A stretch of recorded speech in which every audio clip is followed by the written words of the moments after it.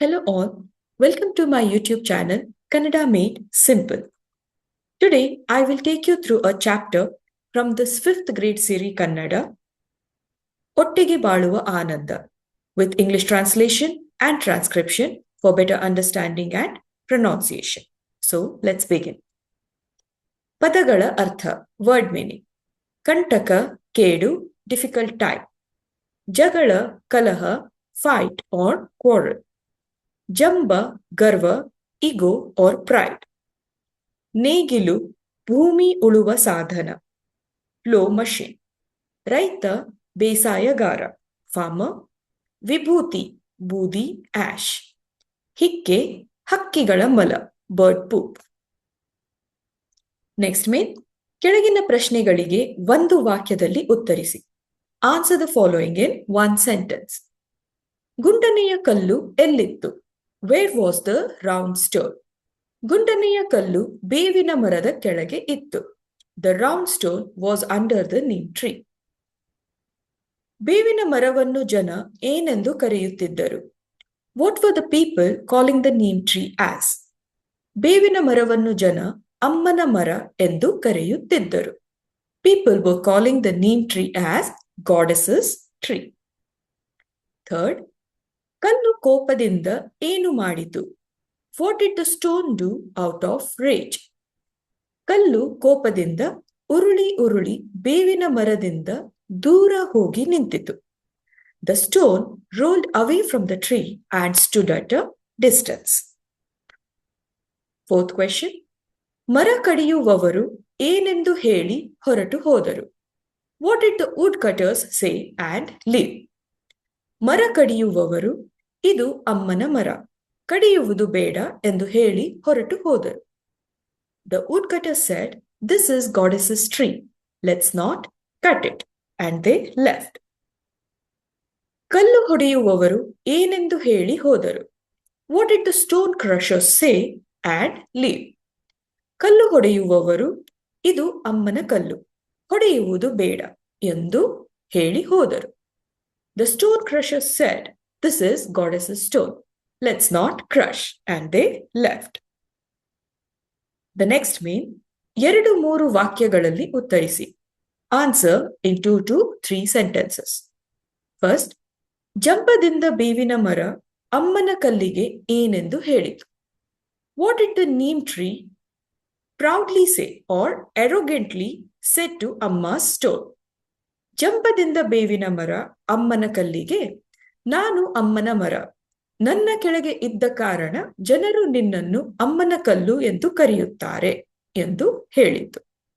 The neem tree, out of arrogance, said to Amma's stone, "I am goddess's tree. People call you goddess stone only because you are under me." Second, ಜಂಬದಿಂದ ಅಮ್ಮನ ಕಲ್ಲು ಬೇವಿನ ಮರಕ್ಕೆ ಏನೆಂದು ಹೇಳಿತು? What did the Amma stone or the goddess's stone boast to the neem tree? ಜಂಬದಿಂದ ಅಮ್ಮನ ಕಲ್ಲು ಬೇವಿನ ಮರಕ್ಕೆ, ನಾನು ಅಮ್ಮನ ಕಲ್ಲು,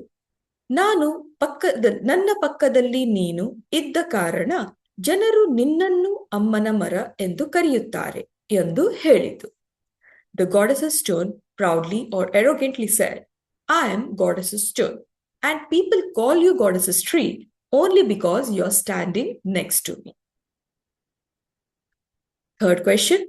ಬೇರೆ ಬೇರೆಯಾಗಿದ್ದ ಬೇವಿನ ಮರ ಮತ್ತು ಕಲ್ಲನ್ನು ನೋಡಿ ರೈತನು ತನ್ನ ಮಕ್ಕಳಿಗೆ ಏನು ಹೇಳಿದನು? What did the farmer say to his children when he saw the neem tree and the stone that were separated? ಬೇರೆ ಬೇರೆಯಾಗಿದ್ದ ಬೇವಿನ ಮರ ಮತ್ತು ಕಲ್ಲನ್ನು ನೋಡಿ ರೈತನು ತನ್ನ ಮಕ್ಕಳಿಗೆ, ಬೇವಿನ ಮರವನ್ನು ಕಡಿಸಿ, ನೇಗಿಲು ಚಕ್ರ ಮಾಡಿಸಿ ಮತ್ತು ಕಲ್ಲನ್ನು ಒಡೆಸಿ ಉಳಲು ಬಳಸಿ ಎಂದು ಹೇಳಿದನು. Meaning, seeing the neem tree and the stone separated, the farmer told his children to cut down this neem tree and make a plow wheel and use the stone to plow. Fourth question. ಬೇವಿನ ಮರ ಮತ್ತು ಅಮ್ಮನ ಕಲ್ಲು ಹೇಗೆ ಸ್ನೇಹಿತರಾದವು? How did the neem tree and the goddess's stone become friends again. ಬೇವಿನ ಮರ ಮತ್ತು ಅಮ್ಮನ ಕಲ್ಲು, ನಾವು ದೂರವಾದರೆ ಜನರು ನಮ್ಮನ್ನು ನಾಶ ಮಾಡುತ್ತಾರೆ ಎಂದು ಅರಿತು ಮತ್ತೆ ಸ್ನೇಹಿತರಾದವು. The neem tree and the stone thought, if we are apart from each other, people will destroy us. Realizing this, they became friends again.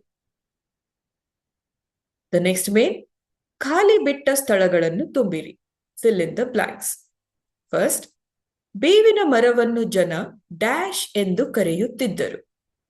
ಬೇವಿನ ಮರವನ್ನು ಜನ ಅಮ್ಮನ ಮರ ಎಂದು ಕರೆಯುತ್ತಿದ್ದರು. The neem tree was called Amma's tree by the people. Second, ನಾವಿಬ್ಬರು ಒಬ್ಬರಿಂದೊಬ್ಬರು dash ಜನರು ನಮ್ಮಿಬ್ಬರನ್ನು ನಾಶ ಮಾಡುತ್ತಾರೆ. ನಾವಿಬ್ಬರು ಒಬ್ಬರಿಂದೊಬ್ಬರು ದೂರವಾಗಿದ್ದರೆ ಜನರು ನಮ್ಮಿಬ್ಬರನ್ನು ನಾಶ ಮಾಡುತ್ತಾರೆ. If we both distance ourselves from each other, people will destroy us both. The third, ಇದು ಅಮ್ಮನ ಮರ ಡ್ಯಾಶ್ ಬೇಡ ಎಂದು ಹೊರಟು ಹೋದರು. ಇದು ಅಮ್ಮನ ಮರ, ಕಡಿಯುವುದು ಬೇಡ ಎಂದು ಹೊರಟು ಹೋದರು. They left saying that it's God's tree, let's not cut it. Fourth, ಕಲ್ಲು ಹೊಡೆಯುವವರು ಬಂದು ಇದು ಅಮ್ಮನ ಕಲ್ಲು ಡ್ಯಾಶ್ ಬೇಡ ಎಂದು ಅವರು ಹೊರಟು ಹೋದರು.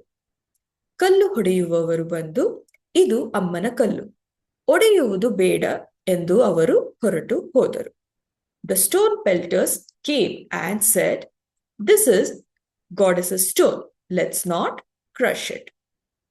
Fifth, ಎಲ್ಲರೂ ಕೂಡಿ ಬಾಳಿದರೆ ಎಲ್ಲರೂ ಡ್ಯಾಶ್ ಇರಬಹುದು. ಎಲ್ಲರೂ ಕೂಡಿ ಬಾಳಿದರೆ ಎಲ್ಲರೂ ಸುಖವಾಗಿ ಇರಬಹುದು. If everyone lives together, everyone can be happy. So this is the end for the chapter ಒಟ್ಟಿಗೆ ಬಾಳುವ ಆನಂದ. Thanks for watching. Please do like and subscribe to my channel to see more such videos. Thank you.